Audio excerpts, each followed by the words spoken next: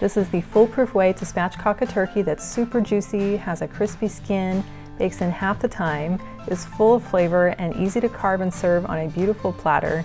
And we're making a silky gluten-free vegetable gravy from the drippings. Start by draining your turkey in a colander over the sink and removing any extra parts. Then place it on a cutting board and trim off that loose skin around the neck. Then flip it over so the spine is facing up. Using some sturdy kitchen shears, I like to first cut through the skin to make a cut line. Then cut along both sides of the backbone, kind of rocking your scissors back and forth until you make it through the bones. This does take a little muscle, but just be patient and you will make it through.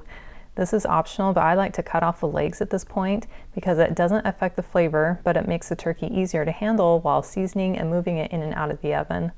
Next, pat everything completely dry with paper towels.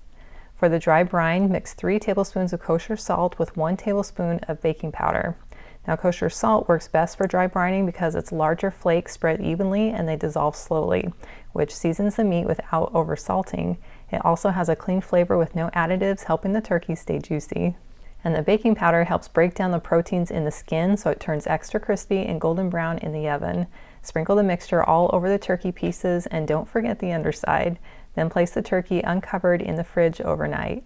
You can skip this dry brine step, but it really is the secret to a juicy turkey because it pulls moisture out and then reabsorbs it, seasoning the meat from the inside out. The next day, mix together half a cup of softened butter, 6 minced garlic cloves, 2 teaspoons of thyme, 2 teaspoons of sage, and 1 tablespoon of chopped rosemary. And you could use either fresh or dried depending on what you have. Next, use your knife to make a little score line on the underside of the breastbone. Then flip the breast over and push down with your hands until you hear a crack sound. This opens the breast so it cooks quicker and more evenly. Carefully loosen the skin away from the meat with your hands by sliding your fingers between the meat and the skin. The skin is pretty tough, but do your best not to break it. Then using your hands, just spread that herb butter underneath the skin as well as on top. This gets all that flavor directly into the meat while helping the skin get extra crispy. Rough chop 2 carrots, 3 celery sticks, and 1 onion and add them to the bottom of a sturdy roasting pan.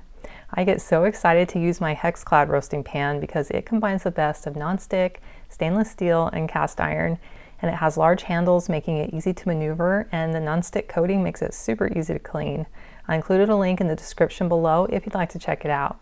Next, pour in 2 cups of water. The water keeps the vegetables from burning and creates a flavorful broth that you'll use later for gravy. Set the rack over the veggies and place your turkey pieces on top, skin side up. This is another reason it's really handy to separate the legs from the breast so you can maximize their placement in your pan. Now it's ready to roast at 425 degrees for about 60 to 90 minutes, or until the thickest part of the breast reaches 150 degrees Fahrenheit and the legs reach around 175 degrees. You'll want to use a meat thermometer and then pull the breast out at 150 degrees because it will keep cooking as it rests. And you'll end up in that perfect range around 165 degrees that is moist and safe without drying out. If the legs or the breast finishes early, you can pull it out separately and then let the rest keep cooking. I also recommend turning the pan halfway through cooking for even browning and cover it loosely with foil if you find it's getting too dark. Once the turkey's done, transfer it to a cutting board, cover with foil, and let it rest. Remove the rack and pour the roasted vegetables and drippings into a bowl. Let it rest for a minute, and then using a big spoon, you can skim some of the fat off the top. I like to lightly blend the veggies with an immersion blender, which helps release even more of their flavor, but only use a few pulses because we're not trying to turn this into a gravy soup. And it's very important to run all of this through a strainer as it goes into the saucepan so you can get a silky gravy. Then bring the gravy to a simmer and add 1 cup of chicken stock mixed with 2 tablespoons of cornstarch. And then let it simmer for 2 to 3 minutes until it thickens. And if you want it to be even thicker, just dissolve another tablespoon of cornstarch in about 3 tablespoons of warm water and then stir that in. Now it's time to carve the turkey, which only takes a few minutes. I like to first arrange some kale leaves on my serving platter before I add the turkey to it.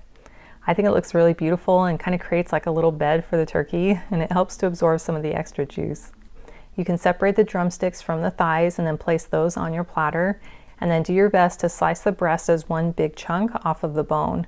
And then you can cut the breast into thin slices and then arrange everything neatly on your serving tray. Now, even though we didn't use any oranges with the turkey, I still think it looks really beautiful to just garnish the platter with them and sprinkle just a few cranberries for another pop of color. And that's it. Now you have a crispy, juicy herb butter roasted turkey with a silky vegetable gravy made from the pan drippings. You can click the link in the description for the full recipe with all the details. And I invite you to join me again in my kitchen.